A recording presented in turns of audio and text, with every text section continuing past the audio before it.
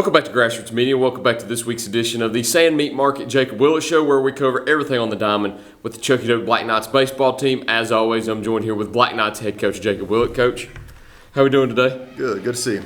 Good to see you too. It's a weird week for you, isn't it? You got testing going on right now. Oh yeah, busy week. Super busy week, a lot going on. I know. Get guest appearance here, Coach Casey. She still doesn't want to be on camera. Are you sure? I'm sure. Today's the day. Today's not the day. Today's not the day. Today's not the day. But go ahead and take me through your week. I think since the last time we talked last Wednesday, I know you had that game against South Green that last week when we sat down was postponed and moved to Saturday. Ended up getting it in and then played a 2-game series against Johnson County on Monday and Tuesday. Took a loss to South Green, but then swept Johnson County, including a comeback win on Monday night to put yourself in position now to be co-champions with South Green at the end of the year if they do win against Hampton. But at the moment, you are the number one team in the conference with, I think, an 8-2 record after you completed your conference schedule. So take me through your last 3 games. So we'll just start in order. South Green first. We didn't play terrible. Defensively, we could have played a little better. We didn't hit bad. We didn't pitch terrible. We played decent. We played well enough, I thought, to win the game. South Green just played a little better. They played a good baseball game. They played us really similar to West Green, right? They played 2 really good teams that played really good baseball against us. And at the end of the day, we made a couple mistakes that cost us. They had some timely hits where we didn't. So when it comes down to it, that's what got us beat. I'm not discouraged by what we saw against South Green. I thought our guys did well handling their composure and keeping their head and competing. I thought we were super competitive. I think they had one more hit than us and 2 less errors, maybe something like that. But at the end of the day, I mean, they had timely hits. We didn't. That was the difference. Going into the games on Monday and Tuesday also with Johnson County.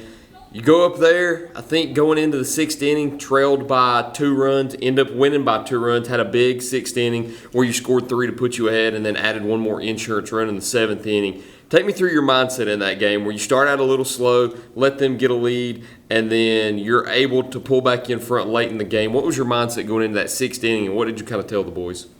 So we actually got down a lot early. I mean, I think after the 2nd inning, we're down 6-2, 8-2, something like that. They jumped on us early, and I mean, they were aggressive. They hit the baseball, and we had to respond. I think game 1 at Johnson County, I think we scored in every single inning but the 5th, and that's just going off my recollection, so that could be wrong.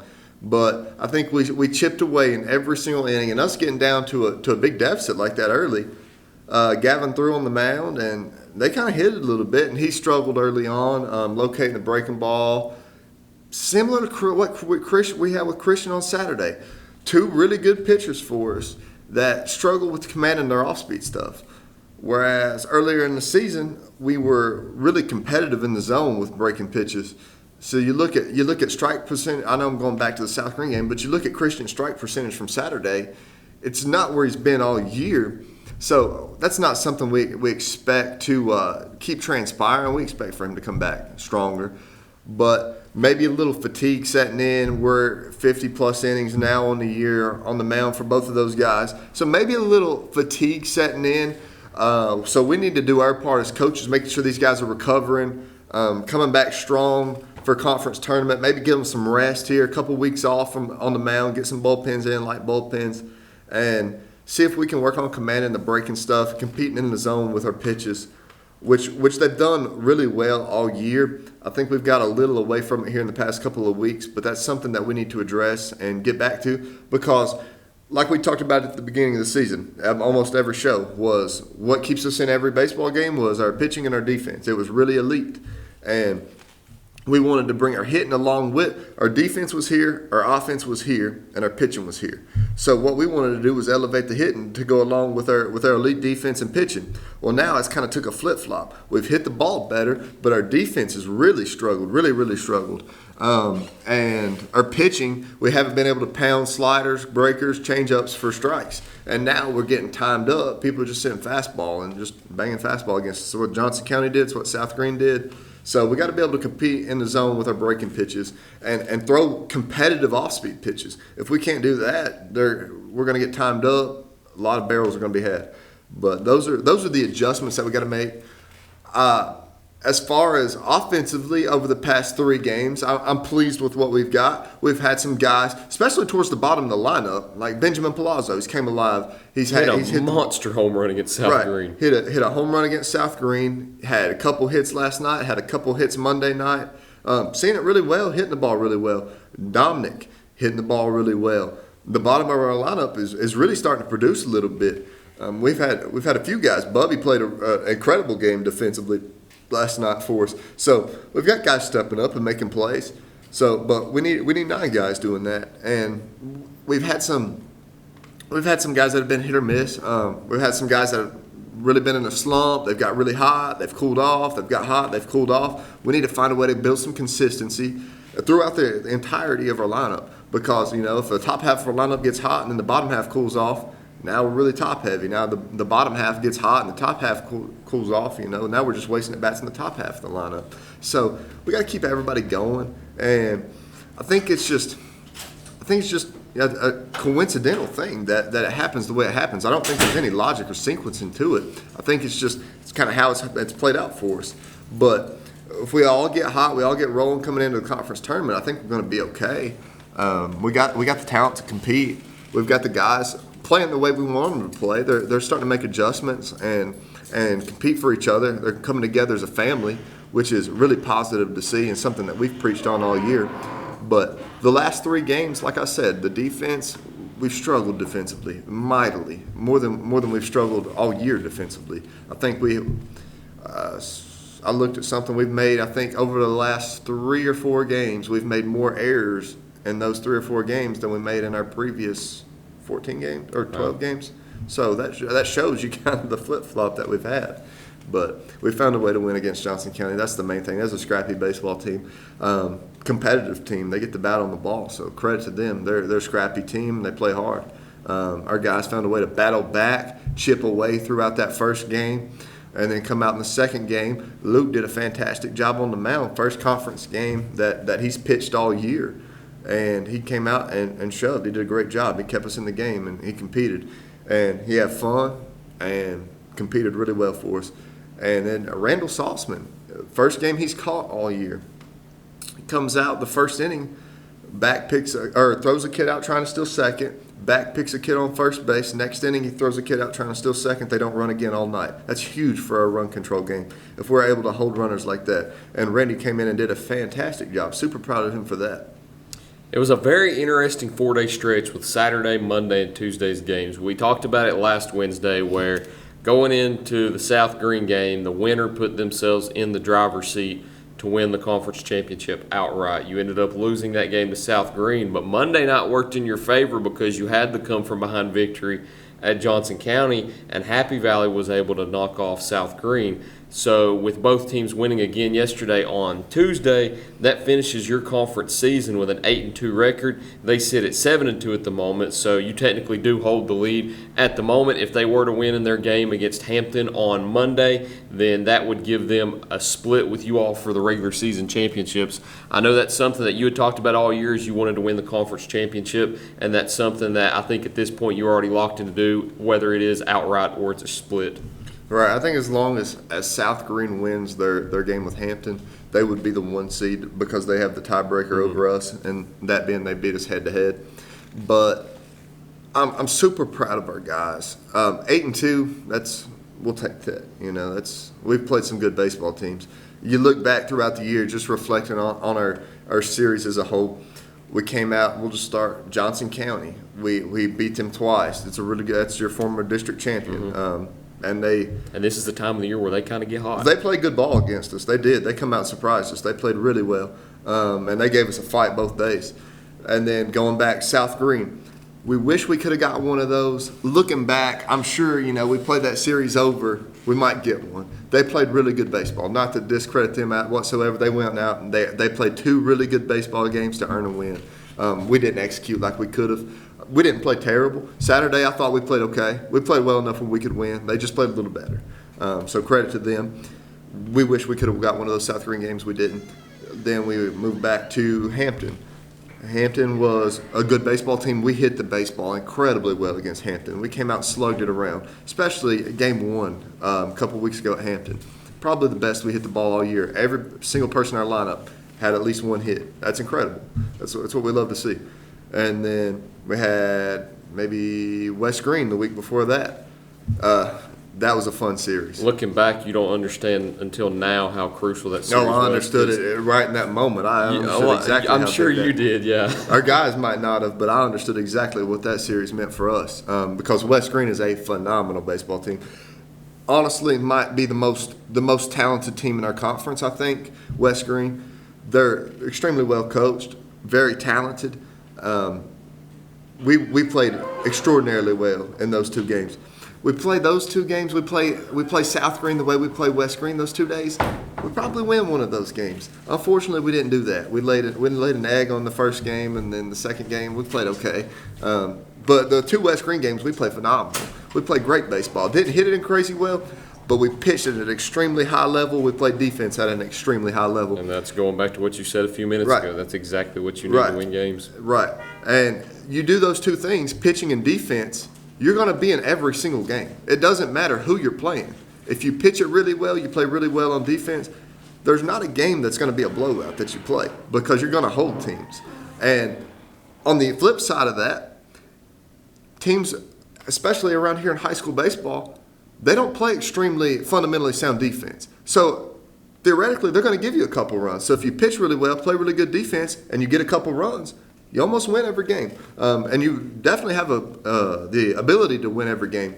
But we were doing that early. We've kind of got away from it. We got to get back to that. And then the week before that was Happy Valley. Happy Valley. Yeah. Happy Valley came out. Game 1 against Happy Valley was a dogfight. That was a tough one. We got up 4-0 early. Kind of got on cruise control. They hit a grand slam to tie it 4-4 in the 6th. We scrapped one across in the 7th. Christian came in, bases loaded, no outs in the bottom of the 7th with the tying run on 3rd, winning run on 2nd, struck out the side on 9 pitches. Incredible job there getting that game. We came back game 2. We took care of business. We executed offensively, executed defensively, put them away, got a run rule win. So that sums up our conference series. We played phenomenal baseball all year in conference games. Phenomenal baseball, except for the 2 games we lost. And one of those 2, we got beat. They played better than we did. The other one, we kind of handed away. But something you look back on, you can't complain with 8 wins and 2 losses, especially when our conference, you got West Green, South Green, Happy Valley, Johnson County. We got a bunch of teams that can compete in our conference, and that could beat anybody on any given day, really. So we will take that. We'll move on from that, and I'm super proud of our guys, especially our conference arms really gave us a chance all year. Christian, Gavin, Lincoln, and then Luke here. And this last one, they kept us in every game, and that's massive for us. Moving forward now, you got a lot of non-conference games coming up, but still important games because you've got a regional series with Pigeon Forge, who a lot of people know is a perennial state tournament team, and you'll have them coming up next. But first, we need to go ahead and cut into breaks, so we'll get a word from our sponsors first, and we'll be right back in just a minute to preview those here on Grassroots Media.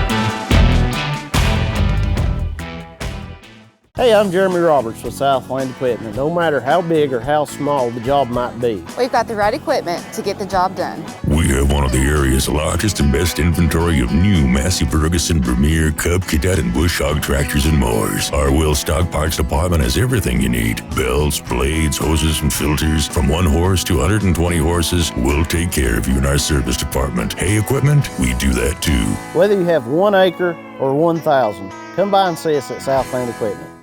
Welcome back to Grassroots Media. Welcome back to this week's edition of the Sand Meat Market Jacob Willett Show, where we cover everything on the diamond with the Chuckey Doe Black Knights baseball team. As always, I'm joined here with head coach Jacob Willett. So, talked about it in the back half. Your conference schedule has been finished with an 8-2 record. You go into the last 2 weeks of the season now with a bunch of non-conference games, but crucial games in that matter, because the first one that we've got to talk about is Pigeon Forge. You actually play them twice. From the time we sit down today until the time we sit down next Wednesday. You play up there on Thursday, and then you play them here at home on Tuesday. Pigeon Forge is one of the better teams throughout the Northeast Tennessee region, as everybody should know by this point. Talk to me about what you expect whenever you go into a 2-game series with the Tigers. They're one of the better teams in the state. They've got a lot of state championships. So Gwen does a great job with those guys. They compete on a high level. They're a well-run team. They're going to be coached well. They're going to be fundamentally sound. They're going to be all the things that we preach with our guys. That's what they're going to be. And it shows that what we preach with our guys, they do it successfully, results in the kind of success that Pigeon Forge has. So a lot of stuff that we do, Pigeon Forge does. It's a very similar brand programs, so to say. But they're going to be a good baseball team. They always are. That's why they're on the state level every year. Seems like they're either winning state or competing for it every single year. And then we got Mo East a couple times. We got Unaka. Played Unaka once. Maybe we can get some guys some work in and get some quality reps. Mo East is going to be tough. They've been on a little skid here lately, I think, but a very talented team, a little bigger school. So probably going to be tough. I know they've played some of our conference teams, and they fared pretty well against the likes of our conference teams. They've handled us pretty good, but we'll see if we can give them a little different story. Hopefully, it'll be a competitive game. But as far as Pigeon Forge, it's one of the best baseball teams you'll see. I mean, they're a good team, but we go out, we pitch, we play defense. Like we said, we can compete with anybody. You always give yourself a chance. Right. You're in every single game. You're never going to get run ruled. You're never going to be out of the game. It's always going to be 1 or 2. This way or that way, it's going to be 1 or 2. And you're always going to have a chance. So if you look back to our first 10 games of the year when we had 7 of them but decided by 1 run, we were on the winning end of that, I think, 8 out of those 10 times, out of those first 10 games. We got to get back to pitching and playing defense. Simple as that. We do that against Pigeon Forge. We give ourselves a chance. They're really good. We'll see what happens. If we, God willing, we make it to regions, we could face them. That could be a regional championship matchup. It could be a regional semifinals matchup. So hopefully we can avoid them in the first round, but we'll see. We'll see what happens. So you play them on Thursday and Tuesday, as we mentioned. Sandwiched in between them, you get a game with Unaka on Friday and that game with Morristown East on Monday. The good news is, after you go up there tomorrow, you get 3 straight games at home on the schedule that we're previewing right now. So you get down to the back half of your schedule here where you don't have to worry about the games or stress about them as much, since they're not conference games and don't have those implications, and you get a few home games in there. How comforting does that feel that for a 3-game stretch right there, you get to kind of relax at home? It's nice. It's nice. It's not having to drive up to Johnson County, God's country, 2 hours. I'm glad we got that one out of the way. That's brutal. But You didn't have Hancock County on the schedule, did you? No. That's another long drive. Well, there's a reason we don't have them on the schedule. We love playing at home. Our guys love playing at home, seniors especially. Last time they'll be on our field, they love it. So it's nice having home games. We set it up that way for a reason. We like having the finishing stretch here at home, finish up these guys, the senior class, let them finish their last few games out here at our place, and then moving on into the tournament, we've secured 1 home game at least for the tournament. So we'll get one more crack at playing on our field one more time for this bunch that's leaving us, and hopefully we can go out with winning a few games at home for them. I know our senior class has given us a lot. You look at guys like Collier, they've been in here in this gym 6 a.m. throughout the whole winter, working their tail off. So he deserves whatever gets here as far as success that comes his way. We got other guys that work really hard. That's just one that come off the top of my head immediately. But love these guys and what they've given to our program. And now we're getting to the point where every game we win, starting over these next couple of weeks, prolongs how long we get to keep these guys around. And we'd like to keep them around because they're a great group of guys. So hopefully we can keep them here as long as possible. When is senior night scheduled? We got North Green next Friday, I believe. Let me Okay. double check that. Yeah, the 26th, we have North Green at home for senior night. Awesome. So we can sit down next week, talk about those seniors, and give them their flowers that they'll be playing their last few games for Chucky Doak baseball. But until next time, unless there's anything you'd like to mention, I think that's all we've got this week. No, love those guys, the seniors, our whole team especially. Love everything we've gotten from them. Got to keep growing. Let's get better. Shout out to Sam Meat Market once again for sponsoring us. Coach, that's all I've got. Thank you once again for sitting down with me. Thank you all for watching this week's edition of the Sam Meat Market Jacob Willett Show. Look forward to seeing y'all next time here on Grassroots Media.